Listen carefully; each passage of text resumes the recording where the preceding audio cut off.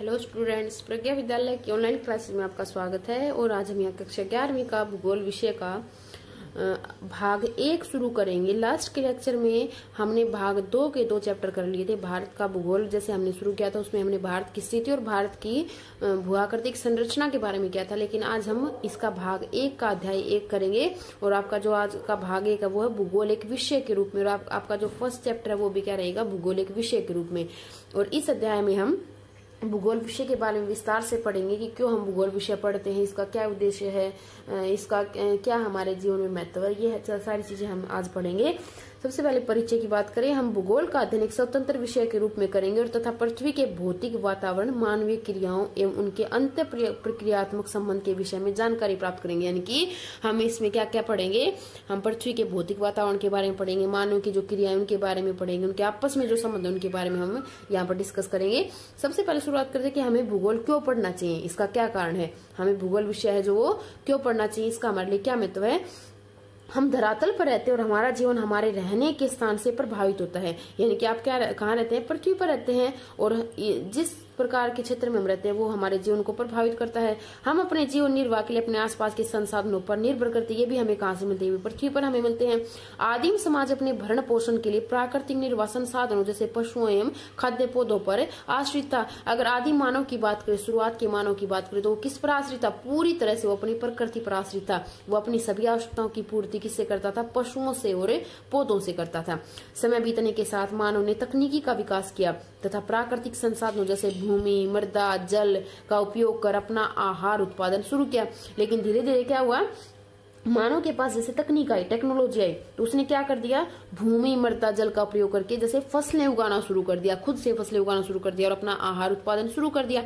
मानव ने अपने भोजन और वस्त्र को मौसमी दशाओं के अनुसार ढाल लिया। अगर आप देखें तो जिस प्रकार का भी क्लाइमेट होता है, जिस प्रकार की भी जलवायु होती है, मानव उसी प्रकार के वस्त्र पहनता है, उसी प्रकार का भोजन करता है। अगर मैं बात करूं ठंडे क्षेत्रों की, तो वहां के लोग जैसे आपने देखे होंगे ऊनी कपड़े पहनते हैं, हम भी जैसे सर्दियों में ऊनी वस्त्र पहनते हैं और गर्म भोजन है वो खाते हैं, जबकि गर्मियों में हमें सूती या पतले वस्त्र पहनते हैं और ऐसी चीजें जैसे ठंडी चीजें हम खाते हैं। तो ये क्या था, मानव ने मौसमी दशाओं के अनुसार अपने भोजन और वस्त्र को भी ढाल लिया। वो उसी प्रकार का भोजन करने लगा और उसी प्रकार के कपड़े पहनने लगा, उसी प्रकार से वो रहने लगा। इसलिए भूगोल के विद्यार्थी के रूप में आपको धरातल पर विभिन्नता वाले सभी तत्वों के विषय में जानने के लिए उत्सुक होना चाहिए। यानी कि अगर मैं कहूँ कि जो पृथ्वी है वो हमारा एक आवास स्थल है, मानव का आवास स्थल है, तो उसको अगर हमें जानना है तो हमें भूगोल विषय को बहुत ही इंटरेस्ट के साथ पढ़ना चाहिए। एक बहुत ही इंटरेस्टिंग सब्जेक्ट ही हमारा है। हमें इसके बारे में जानने के लिए उत्सुक होना चाहिए कि हम कहीं रहते हैं तो ऐसा, हम वहां क्यों रहते हैं, हम ऐसा भोजन क्यों करते हैं, हम ऐसे कपड़े क्यों पहनते हैं,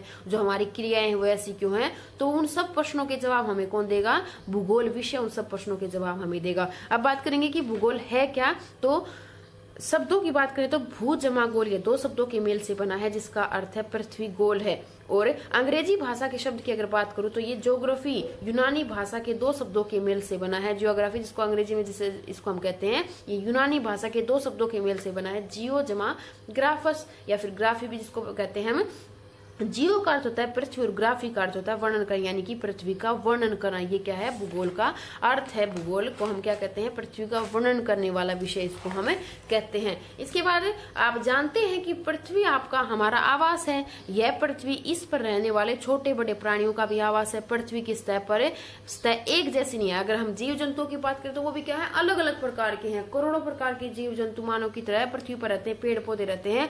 और पृथ्वी पर की सतह पर जो है वो भी एक जैसी नहीं है। इसके भौतिक स्वरूप में भिन्नता होती है, जैसे कि कहीं पर पर्वत हैं, पठार हैं, पहाड़ियां हैं, घाटियां हैं, मैदान है, समुद्र है, झील है, रेगिस्तान है और वन है। तो इसमें भी क्या है, बहुत ज्यादा अंतर पाया जाता है। यहाँ सामाजिक एवं सांस्कृतिक तत्वों में भी भिन्नता पाई जाती है, जो सांस्कृतिक विकास की पूर्ण अवधि में मानव द्वारा निर्मित गाँव, नगर, सड़क, रेल, पतन, बाजारों और मानव जनित अन्य तत्वों के रूप में विद्यमान है। यानी कि अगर भौतिक रूप की बात करें, स्वरूप की बात करें तो उसमें भी अंतर है। अगर जीव जंतुओं की बात करें तो उसमें भी काफी ज्यादा अंतर है। और अगर सामाजिक और सांस्कृतिक तत्व यानी कि जो मानव ने जो चीजें बनाई हैं उनकी अगर बात करें तो वो भी सब जगह पर एक जैसी नहीं है।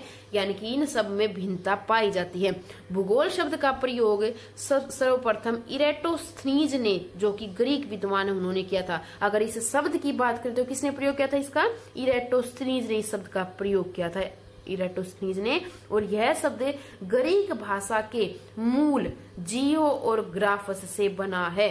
यानी कि अभी पीछे जैसे मैंने आपको बताया, जियो का अर्थ क्या होता है पृथ्वी, और ग्राफस का अर्थ क्या होता है वर्णन करना। तो ये शब्द प्रयोग किया था किसने, इरेटोस्थनीज ने इस शब्द का प्रयोग किया था। सर्वप्रथम पृथ्वी को हमेशा से ही मानव के आवास के रूप में देखा गया है। इस कारण विद्वान भूगोल को मानव के निवास के रूप में पृथ्वी का वर्णन परिभाषित करते हैं। यानी कि भूगोलवेताओं ने इसको क्या नाम दे दिया, मानव के निवास के रूप में पृथ्वी का वर्णन करना, इसको एक शब्द दे दी, इसकी एक परिभाषा दे दी। अब बात करते हैं कि भूगोल विषय में हम और किन विषयों की सहायता लेते हैं इसको पढ़ते समय। तो भूगोल के जो सहयोगी प्राकृतिक विज्ञान है, अगर मैं बात करूं जो इसके जो नेचुरल जो साइंस हैं, नेचर की जो साइंस है, उनकी अगर बात करें तो वो कौन कौन सी इसकी सहयोगी हैं।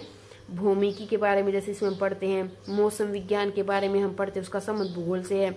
मृदा विज्ञान का संबंध भूगोल से है। समुद्र विज्ञान है, वनस्पति शास्त्र और जीव विज्ञान, ये सारे वो प्राकृतिक विज्ञान है जिनका संबंध भूगोल के साथ है, जिनके बारे में हम भूगोल में थोड़ा बहुत पढ़ते हैं। इसके बाद बात करते हैं भूगोल के अन्य सहयोगी सामाजिक विज्ञान। ये तो थे प्राकृतिक विज्ञान। अब बात करेंगे सामाजिक विज्ञान की। सोशल साइंस के जो सब्जेक्ट है वो क्या क्या, अर्थशास्त्र, इकोनॉमिक्स जिसको हम कहते हैं, समाजशास्त्र, सोशियोलॉजी है, इतिहास है, हिस्ट्री, राजनीतिक विज्ञान और नर विज्ञान। ये वो विषय हैं जो भूगोल के सहयोगी हैं, सामाजिक विज्ञान की जो शाखाएं हैं। यानी कि अब आप समझ गए होंगे कि भूगोल एक अकेला विषय नहीं है, उसके साथ और भी बहुत सारे विषय जुड़े हुए हैं। अब इसको याद करने के लिए आप इस प्रकार से भी जैसे देख सकते हैं कि आप क्या कर ले, भूगोल जैसे बीच में है मौसम विज्ञान है, जलवायु विज्ञान है, जल विज्ञान, इसमें समुद्र विज्ञान भी हम पढ़ते हैं, भू विज्ञान जिसमें हम भू आकृतियों के बारे में पढ़ते हैं, मृदा विज्ञान जिसमें मृदा भूगोल, जिसमें हम मृदा विज्ञान को भी जोड़ के देखते हैं, आर्थिक भूगोल को अर्थशास्त्र से जोड़कर देखा जाता है, जनसंख्या भूगोल का संबंध जनांकीकी से होता है,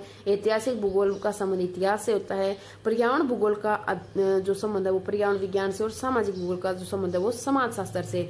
यानी कि जो भूगोल की जो भी शाखाएं हैं, भूगोल में हम जो भी पढ़ेंगे उनका संबंध कहीं ना कहीं और विषयों से भी होता है।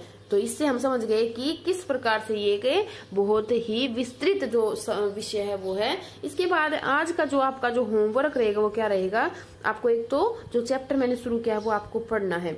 आपने सभी ने अगर क्लासरूम ऐप डाउनलोड नहीं किया है तो आप वो डाउनलोड कर लें, और उसमें आपको डेली वर्क भेजा जाता है। आप वहां पर चैप्टर भी रीड कर सकते हैं, एनसीईआरटी के चैप्टर वहां पर भेजे जाते हैं। और आज का जो फेयर नोटबुक का जो आपका होमवर्क रहेगा वो क्या रहेगा, वो रहेगा किस विद्वान ने भूगोल शब्द का प्रयोग किया था। ये एनसीईआरटी का अगर प्रश्न 1 आप देखें तो उसका पहला ही पार्ट है, तो आपको इसका आंसर खुद लिखना है। मैं करवा चुकी हूँ कि किस विद्वान ने भूगोल शब्द का प्रयोग किया था। सबसे पहले भूगोल किसे कहते हैं, हमें भूगोल क्यों पढ़ना चाहिए, और भूगोल के सहयोगी विषय कौन कौन से हैं। आपको इसमें सहयोगी विषय जो साइंस के हैं, प्राकृतिक विज्ञान के वो भी बताने, और सामाजिक विज्ञान के हैं वो भी बताने, दोनों आपको अलग अलग बताने। आज के 4 प्रश्न आपके होमवर्क के लिए रहेंगे, और साथ ही आपको ये अध्याय पढ़ना भी है अच्छे प्रकार से। और आज हमने जो फर्स्ट पार्ट शुरू किया है तो थोड़ा सा आपको इस पे विशेष ध्यान देने की जरूरत है, क्योंकि थोड़ा सा लेंथ ही आपका रहेगा। उम्मीद करती हूँ कि जो भी आज हमने किया वो आपको अच्छे से समझ आया होगा। Thank you, have a nice day.